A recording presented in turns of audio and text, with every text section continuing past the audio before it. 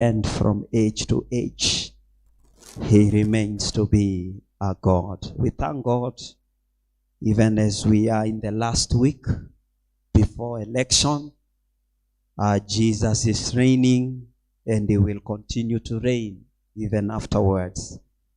Hallelujah. There are things that come and go, but not so with God. Hallelujah. Today we want to begin looking at the book of Acts of the Apostles, because we want to talk about the church. The church is here to stay, even when the election will come and go. And so we can just stand there in chapter number 1. I don't know whether I will read, but today I want to just do like a 30 minutes introduction. And then when we meet, we will continue to look into details. I want to do like evaluation of the context of the book. And I want to talk about something that I will call no spirit, no church. No spirit, no church. Hallelujah. This is a topic or a statement that is serious, because we are just trying to connect the role or the part of the Spirit in the church. And so when we talk about Acts of the Apostles, there's something you need to understand as we begin to dig into the context. Now, each book is unique in its own way. But I want to bring out the uniqueness of the book of the Acts of the Apostles. Now, when you go to the Gospels, the Gospel is where you find the ministry, the public ministry of Jesus. And they are unique in this way. When you go to the Old Testament, you will find God, and you will find him speaking through other people, through prophets, and using them. But when you come to the New Testament in the book of the Gospels, you find Jesus has become a man, and you find words of God that he is speaking directly, not using a prophet, as in the case of the Old Testament.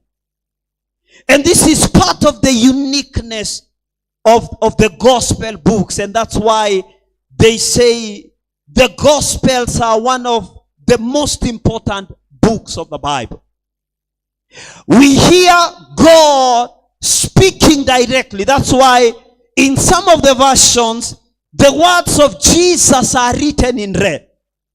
God came down and he interacted with us one-on-one when he became a man.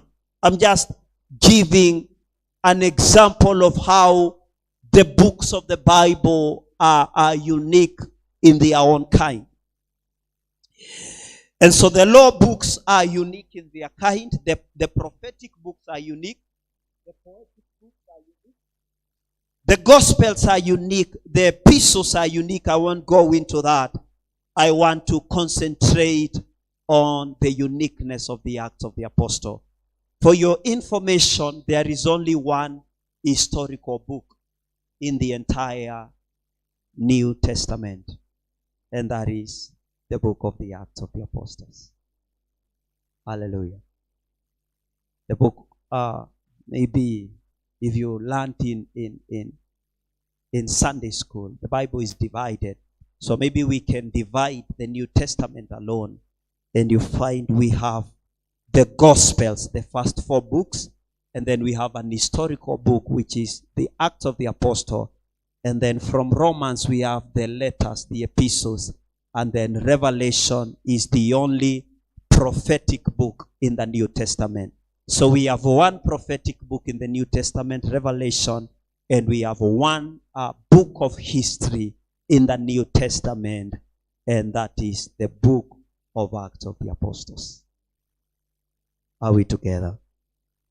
Now it has deeper uniqueness other than it being an historical book. And by beginning in the place whereby it is an historical book, when we talk about history, we talk about preservation. And so when you go to Kenya Archives or Nairobi Archives, unapata history is stored there. Now, we store history so that we do not forget. We talk about our history and the history of Kenya, that we don't forget who we are and where we have come from.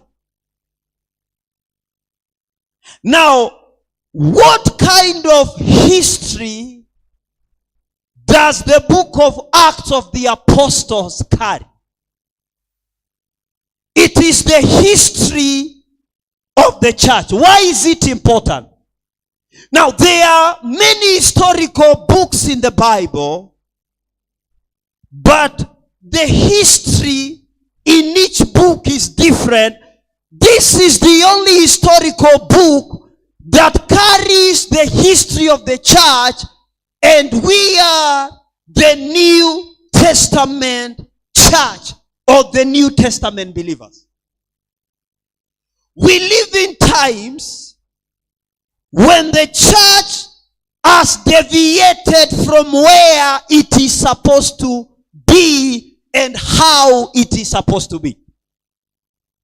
Now, one of the causes of this is departure from the book of Acts, or not reading, or not studying, or not interested in this book. The medicine and the cure of the church is to return to this book. There are 2 points I want you to get. The disease is caused by ignoring the book that carries the history of the church. We are supposed to be a continuation of the first church. Now, the church was born in the book of Acts of the Apostles. You need to know that. That is why it is unique. When we trace our history, mahali ulizaliwa unapata ni Kisumu Dala, vile vile mahali kanisa ilizaliwa, when you trace it, the church was born in an upper room in the Acts of the Apostles. There is an history of how we were born. We are going to see that. The swaying and the departure.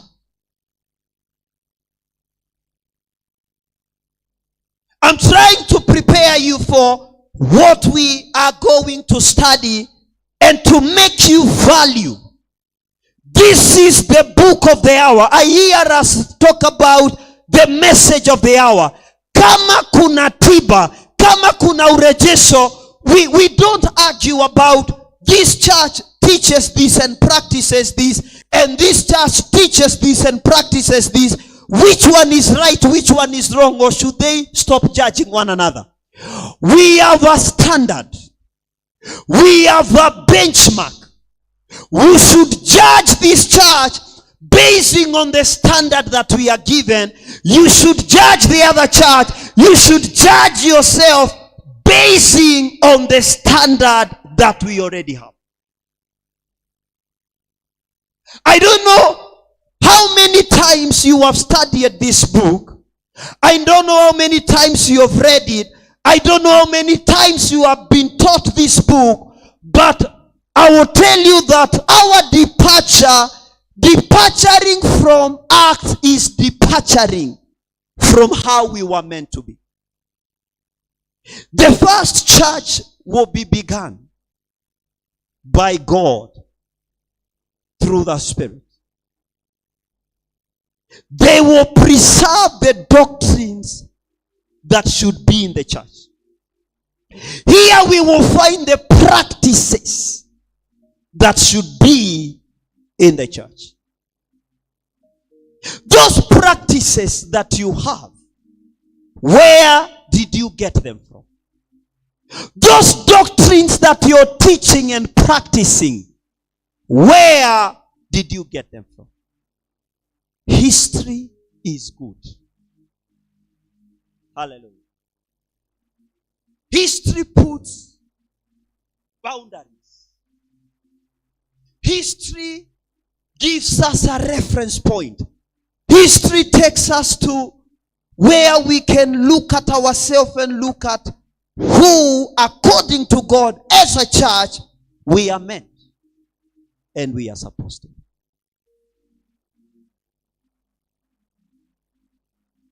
And so if you want to be a church that is pleasing to God, you need to be like the church that was in Acts of the Apostle.